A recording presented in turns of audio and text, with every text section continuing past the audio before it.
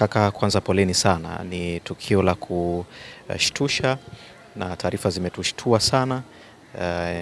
Nyinyi kama watu ambao mmekuwa karibu sana, poleni sana kwa tukio hili.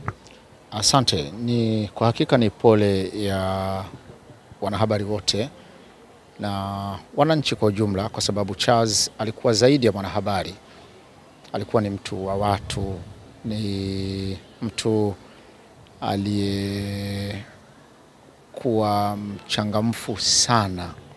Ukimkuta Charles kakasirika mara chache sana, lakini alikuwa mtu wa watu. Kwa hiyo hii pole ni kwa sote tu ambao tumeishi naye kwa karibu na hata walikuwa wakimfahamu kwa kumuona tu kwenye television. Sawa.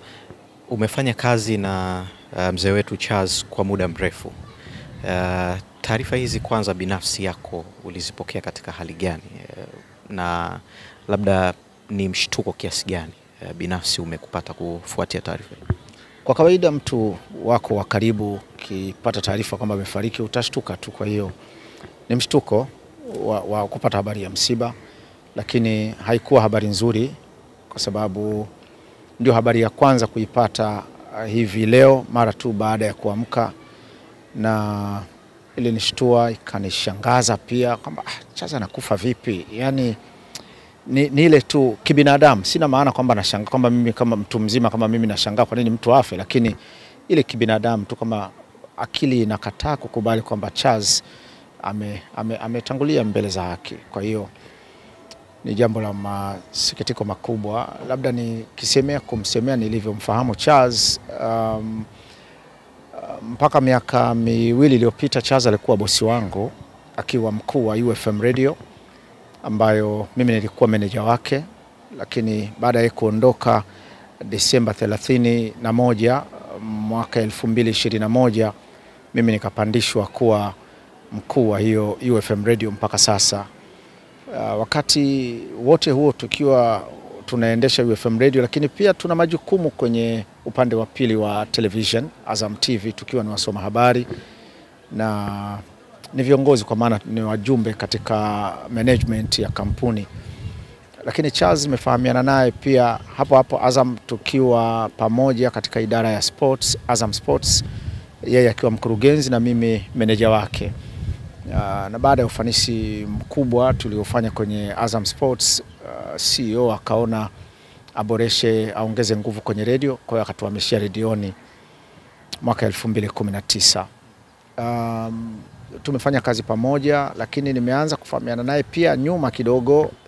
Tumefanya kazi pamoja BBC World Service, idhaa ya Kiswahili, mimi na yeye, na tumefanya kazi hapo mpaka mwaka 2015 Januari mimi nikajiunga na Azam, yeye akaja mwezi April. Kwa hiyo tukawa pamoja pale kwa muda wote huo, na tumefanya kazi. Ni mtu wa kipekee sana Charles, ni mtu anakuchekesheni, anawafurahisha muda wote. Naweza nikathubutu kusema Mwenyezi Mungu alimleta kuja kuwa faraja ya wengine, kwa sababu ukikaa na Charles hata kama hutaki utacheka tu, vyovyote utacheka. Yani ni mtu wa kuchekesha, wa kufurahisha, mtu wa mzaha sana, lakini ikifika wakati wa kazi anabaki kuwa ni mtu wa kazi yule yule, si mtu wa yale masiara aliyokuwa anayafanya ndani ya dakika chache tu zilizopita. Kwa kifupi, tumempoteza mtu gwiji aliyebobea sana katika fani ya uandishi wa habari, akianza kuvuma tangu mwaka 1980 akiwa mtangazaji wa idhaa ya biashara na michezo Radio Tanzania Dar es Salaam, kabla ya mwaka 94 kujiunga na Radio 1 ya kampuni ya IPP, ambako alikwenda na baadaye akawa mkurugenzi wa radio. Akaondoka baadaye kujiunga na sauti ya Ujerumani, Voice of America, alikofanya kazi kwa miaka kama 4 hivi.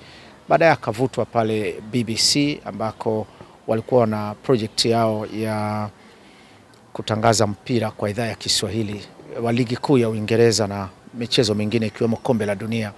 Kwa hiyo Charles alikwenda kule na mimi nikawa nimejoin BBC baadaye, kwa tukawa hapo kwa karibu.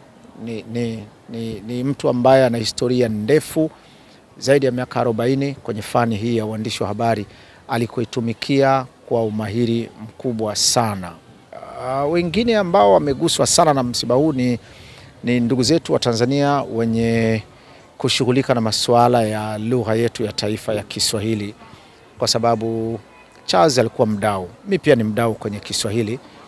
Charles alikuwa mdau mkubwa sana wa Kiswahili na alikuwa mpambaniaji ama mwenye kuhangaika na kuhakikisha kwamba katika kazi za utangazaji basi tunazingatia sana lugha na ufasaha wake. Ukikosea kusema, ukikosea kuandika, basi mnagombana kweli mpaka akili yako inakubali kwamba hili linapaswa kuwa hivi. Kwa hiyo wengine ni hao, lakini watu wa michezo, Charles amekuwa mtangazaji wa mpira tangu miaka ya 80. Amebatiza watu majina ya utani katika mpira. Ametangaza mpira kwa kiwango cha juu sana kiasi kwamba watu wa kada ya mpira wa miguu kwa maana ya michezo nao wamefiwa msiba mzito sana kama sisi tu watu wa kwenye habari na watu tumefanya naye kazi kwa karibu. Kwa hiyo msiba huu ni mkubwa. Unaona rais amekuja hapa, japokuwa alikuwa mtumishi katika ofisi yake, lakini pia Charles amevuka mipaka ya ukaribu tu na watu wengine. Kwa hiyo alifika kwenye kiwango cha juu cha utumishi wa umma akiwa mtumishi huko, na alikuwa amefika kwenye level yake ya kustaafu vizuri. Yeah. Umezungumza mambo mengi sana. Mimi natamani utupitishe kwa angalau moja, hususan katika masuala ya sports. Watu wamewahi kusikia sauti zenu mkitangaza michezo mbalimbali, na wengi wanasema zama zile labda kwao zilikuwa zama za dhahabu, kwa namna ambavyo mlikuwa mkitangaza na vitu vingine kama hivyo. Unakumbuka labda mchezo upi ambao labda mlifanya kazi kwa pamoja na ni miongoni mwa michezo ambayo hautaisahau labda, na kwa nini mchezo huu unabaki kuwa mchezo wa kihistoria mkitangaza pamoja? Michezo miwili tu kwa haraka. Mwaka 2015 wakati sisi sote tumetoka BBC, mimi na yeye tumejiunga Azam, na tukiwa viongozi wa idara ya michezo Azam Sports, yeye mkurugenzi na mimi manager. Ilikuja mechi ya Simba na Yanga, tukatangaza wenyewe kwa mara ya kwanza, mechi ambayo ilishabikiwa na mashabiki wengi wapenda soka, mimi nikiwa mtangazaji wa kwanza, yeye akiwa match summarizer ama mchambuzi. Na kwa kweli mashabiki walifurahi sana kwa sababu ilikuwa ni kwa mara ya kwanza wanawasikia watangazaji waliowapenda kwa muda mrefu, kwa miaka mingi wakiwasikia wanatangaza mpira. Kwa hiyo ilikuwa jambo zuri sana kiasi kwamba mechi ile nakumbuka iliisha kwa mabao 2-0, Simba ilifungwa. Na ikapita muda kidogo ikatokea mechi nyingine ambayo ni ya kukumbukwa zaidi. Ilikuwa ni mechi ambayo mimi na yeye tukiwa hapo Azam Sports ndio wakati ilianzishwa pia huduma ya matangazo ya ligi kuu ya Hispania, La Liga, na tukachukua baadhi ya mechi kwa watu wanazitangaza kwa Kiswahili. Mimi na yeye tukaanzisha mwendo huo kabla hatujawaachia vijana. Kwa hiyo tulitangaza mechi ya El Clasico ya mwaka 2018, ilikuwa 2017 tukatangaza mechi ile ambayo ilikuwa ni ya Real Madrid na Barcelona. Mechi ilimalizika kwa bao 1-1. Suarez alifunga goli kipindi cha kwanza katikati hivi, na Real Madrid wakarudisha bao dakika za mwisho kabisa, mpira ukiwa unamalizika. Mechi ambayo goli ambalo lilifungwa na mlinzi wao wakati nahodha, na ilikuwa mpaka imemalizika ile mechi hatujatangaza mechi tena, ndio ilikuwa ya mwisho hiyo mechi ambayo tulitangaza. Na kwa kweli imenikumbusha mbali sana. Ili swali umeniuliza limenikumbusha mbali kwa sababu kwanza sikutegemea ungeniuliza swali hilo, lakini limenikumbusha mbali sana kwamba mchezo ule ndio ulikuwa mchezo wetu wa kutangaza na kuonyesha njia vijana wetu, tukawafungulia njia mpaka sasa wanatangaza wao wenyewe vijana, pamoja na kwamba tuliondoka kwenye idara ya michezo tukaenda kuboresha, kuongeza nguvu kwenye idara ya radio UFM mpaka Chazi alivyoondoka Desemba 31, 2021. Kwa hiyo tumeacha kutangaza mpira sote tumeachia vijana wanafanya kazi hiyo kwa vizuri sana. Umegusia kusema enzi zetu zilikuwa enzi za dhahabu. Ilikuwa ni dhahabu ya wakati huo, kwa sababu sasa hivi katika uhalisia lazima tukubali wasikilizaji ama watazamaji, washabiki wa mpira wa leo kwa wingi wao hawatuweza kufurahishwa sana wakisikia tena mimi natangaza mpira ama Charles, kwa sababu muda umetuacha nyuma tayari kwa maana ya kizazi cha sasa.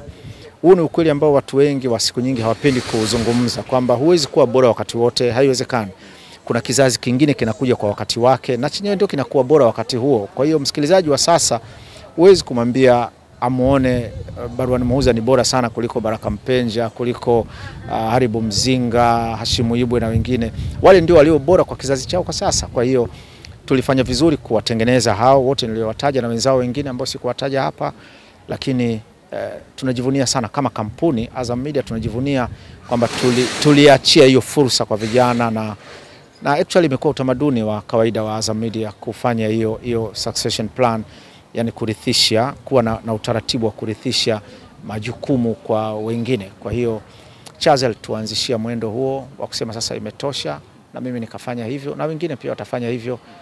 Mambo yamekwenda vizuri. Alikuwa mwalimu mzuri, kocha mzuri na mkosoaji mzuri ambaye anakukosoa na kukuelekeza ufanye nini badala yake. Kwa hiyo zaidi tunamwombea Mungu safari yake iwe njema na mpe pepo inshallah. Mengi yatazungumzwa, mengi yataandikwa, lakini mengi yatarekodiwa. Mimi natamani kusikia kwa maneno matatu, ukiambiwa umuelezee mzee wetu Charles Hilary kwa maneno matatu, unaweza ukamuelezea vipi? Binadamu mcheshi, chekeshaji, baba aliyependa familia yake, kwa maana mkikaa anazungumza habari za familia yake kila wakati na namna ambavyo anaijali, lakini mtu aliyejali hisia za wengine, aliwapenda sana, na alikuwa ni mtu asiyependa kuona unakosea, kwa sababu anatamani kuona muda wote na wewe unakuwa vizuri, unakuwa katika kiwango kizuri. Lakini zaidi ya yote Charles alikuwa comedian ambaye hakufanya hiyo kazi rasmi. Alikuwa ni mchekeshaji lakini hakuifanya rasmi kabisa. Kwa kumalizia, labda vijana wa sasa hususan katika tasnia hii ya habari ambao tasnia kwa sasa hivi imekuwa sana kutokana na maendeleo ya teknolojia, wana yapi ya kujifunza kutoka kwa mzee wetu Charles, ama tuna yapi ya kujifunza kutoka kwa mzee wetu Charles? Lakini katika kada ya uongozi ametutoka akiwa ana nyadhifa ya kiuongozi kubwa kabisa katika serikali ya Mapinduzi. Huu ni mwaka wa uchaguzi. Labda vijana ambao na wenyewe wanajitathmini sasa hivi kuona namna gani ya kurun kwa posti mbalimbali za uongozi, yapi wayachukue, yapi unabaki kuwa urithi ambao wanapaswa kubeba kutoka kwa mzee wetu Charles? Nadhani ndio hayo niliyosema, kwamba Charles alikuwa mtu wa vitu vya uhakika, anapenda vitu vizuri. Mwenyewe tu alikuwa mtu smart sana wa mavazi, wa kazi zake. Kwa hiyo tujifunze hilo, na hasa vijana wajifunze kuwa punctual, yani ukifanya kitu kifanye kwa dhati, kwa uhakika vile kinavyopaswa kuwa, kwa wakati. Charles alikuwa mtu wa wakati sana.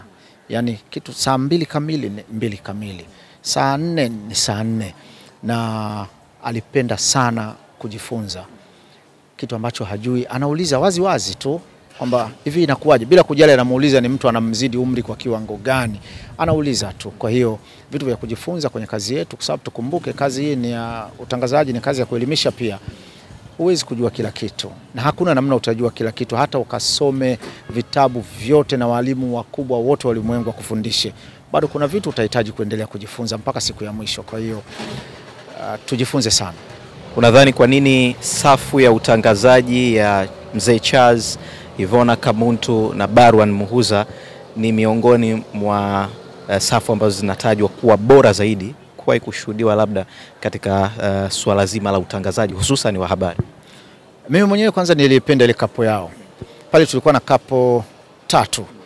Kapo ya Barwan Muhuza na Fatuma Nyangasa, alafu kulikuwa na kapo ya Ivona Kamuntu na Charles Hilary, alafu kulikuwa na Nurdin Selemani na Rehema Salim ya weekend hiyo. Na kapo ya Ivona na Charles ilishamiri zaidi, iliwakuta sijui semeje hivyo. Wenyewe tulikuwa tunawaita wenda wazimu hivi wawili ambao wale waliivana vizuri sana. na wakaichukua ile news wakaifikisha mahala ambapo iliwapa sifa sana na ikawapa daraja jingine mbele yetu. Kwa hiyo hata wakati Charles ameondoka, wengi wakasa sasa itakuwaje na nini. Mimi nikarudi kwenye nafasi yake pale, nikaanza kusoma tena na Ivona mpaka sasa. Sina maelezo ya kusema kwamba imefika pale, lakini siwezi kusema nimethubutu kuziba viatu vya Charles kwa maana ya vituko na mambo yake. Hata vituko aliondoka navyo vyote. Kwa hata Ivona na mimi hatukuwa tena na kapu ya vichekesho, sababu vichekesho vilikuwa ni vya Charles na akaondoka navyo. Kwa hiyo mengine yote tukijaribu kufanya, tunakuwa tunajaribu kufanya, lakini mwenye navyo aliondoka navyo na hatimaye tutamzika navyo Jumatano. Shukrani sana. Asante sana. Ili kuwa mwanafamilia bora wa Global TV, usisahau kusubscribe, like, kushare na kucomment. Baada ya kusubscribe, bonyeza alama ya kengele ili kupata taarifa kwa kila video inayopanda Global TV Online.